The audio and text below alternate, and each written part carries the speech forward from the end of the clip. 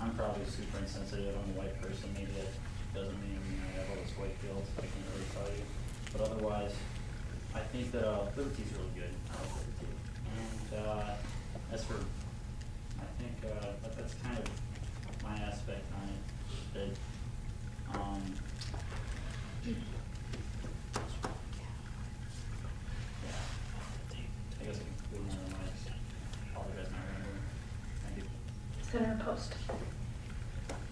First, just to say, wow, this is a long meeting. On a side note, I should probably start reading at the end. I know I missed a lot. For anyone interested, maybe I should. I think the body would hope that we shouldn't read it. Might be random. Anyway, just sorry, I had to like move a little bit. On a random note, in case you're all wondering, in an actual legislative body in the state of Nebraska, if Bill 15 was brought, it would be considered special legislation, it would be ruled unconstitutional. If anybody cares, I just thought you might want to know that. Bills can't apply specifically to a closed class. When you set out a certain date, it's a closed class. I just want to refer you to one thing, and then I'll shut up. Article 6, Section 3 of our bylaws states in the diversity statement, ASUN will be proactive, ASUN will be proactive in addressing issues of diversity. Sounds good. I like that. I think we can all agree on that. Now, maybe this is just my opinion, but it seems like a lot of people are discussing this. I think Bill 15 is reactive and not proactive. We were specifically directed by our bylaws to be proactive. We dropped the ball for the most part. Some people can debate that, but I think we probably kind of did. I didn't know anything about this for 4 months. That's my bad. I should have. To me, anything I say on this is reactive, and I failed there as well. I just want to say that I think Bill 13 is proactive. We recognize it happened, but we're not going to dwell on that. We're going to move on. This is where we go from now on. And we need to focus on what our bylaw says and be proactive. Thanks. Senator Barker.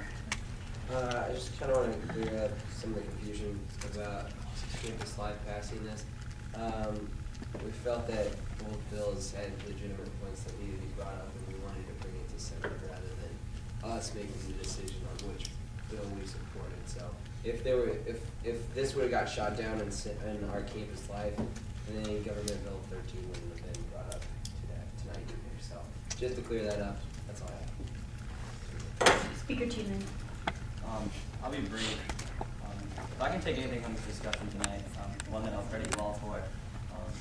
Really appreciate you all sticking around for this.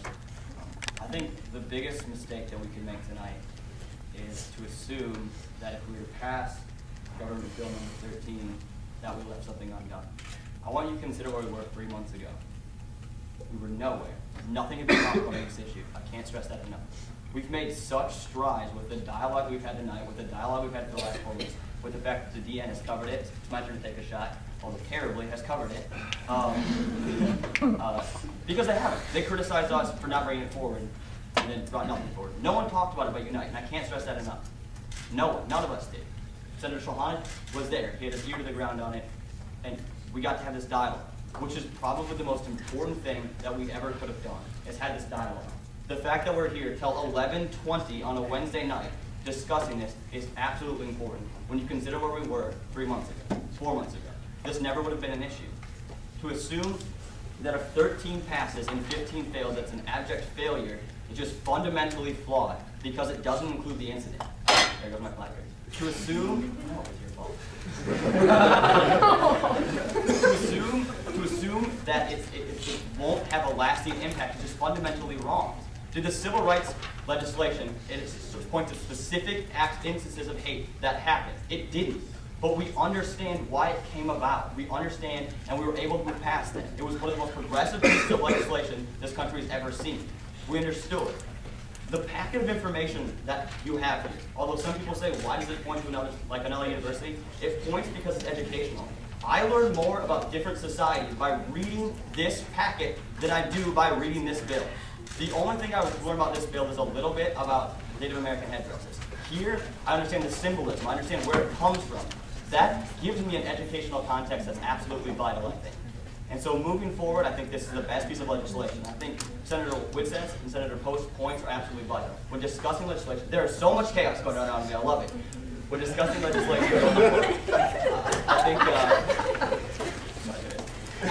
think you have to take it with the way it does. This 13 provides context. It really does. These packets are not going to leave when they're done. We're going to understand, and I think that's the best thing moving forward. We're going to understand that it's a greater problem and something we have to recognize going forward. And I'm concerned that this debate is going to get extremely cyclical and focus on context. And Sean, you'll get a closing, so I'll let you have it. It'll get cyclical. Oh, Senator Ross wants to talk, so maybe I'll postpone posing the question. But I would just urge you, we're getting low on time. We've talked about this a lot. I don't think minds are going to get changed in the next 10 minutes. I would like to raise questions, but Senator Walsh wants to talk, and so we're not. But that's where I'll leave it. It'll be devastating if we leave this with our heads down, because we've accomplished a lot tonight. And I want to thank you guys, because I understand the problem that they've had to deal with for a long time, and we failed to act. I hope our eyes are open now, and this won't be an issue in the future. That's all I have to say. Thank you. Senator Wallace. I would actually like to yield time to. Hi, my name is Grace Frio. I'm a member of the Mexican American Student Association as well. I'm also an LGBTQA community member. I'm bisexual, and my fiance is also transgender. That being said, I would like to bring up a piece of legislation, national legislation, kind of in opposition to something Senator Woodseth said about there not existing some legislation that says Action A led to Action B. Matthew Shepard Act brought up the horrible victimization of Matthew Shepard and changed the definition of a hate crime to include members of the LGBTQA community. That being said, Senator Kelly, this is not meant to draw any parallels of what happened here with a hate crime. I think we've already established that the intention was not to offend, it was that of ignorance, but this parallel is to say that the Bill 15 needs to include this, or we need to vote on Bill 15 because it needs to include this example. It needs to address what happened, because otherwise it would be a disservice, just as it would have been a disservice to Matthew Shepard had they not included his example of his victimization. It would have been a disservice to his family, as well as the LGBTQ community. So we do need to address this issue, because otherwise it would be a disservice to minority students, it would be a discredit to what happened, and I don't think it would be simply reactive, it's also proactive. Looking at Senator Shulhanek's bill, I think it also includes several pieces of information that are incredibly proactive. Pursuing educational programming with University of Nebraska Intertribal Exchange, as well as other applicable parties to emphasize positive educational opportunities. To me, this seems reactive, or proactive, as well as reactive into what has happened. So that's all I have to say. Senator Peterson.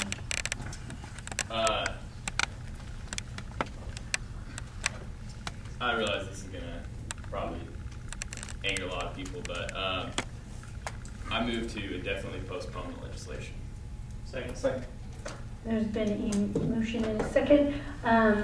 It is debatable.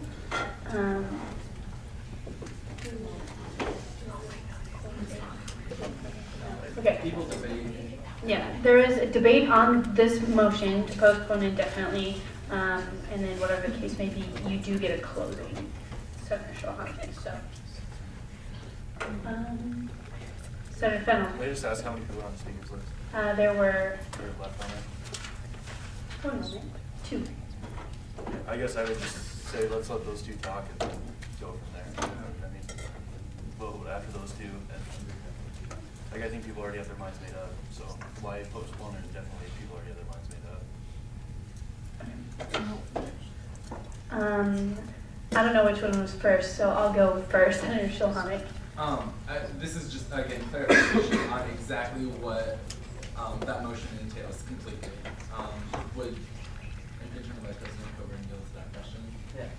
Yeah. Okay, so postponing indefinitely is basically telling the world that you're choosing not to take a stance on this bill.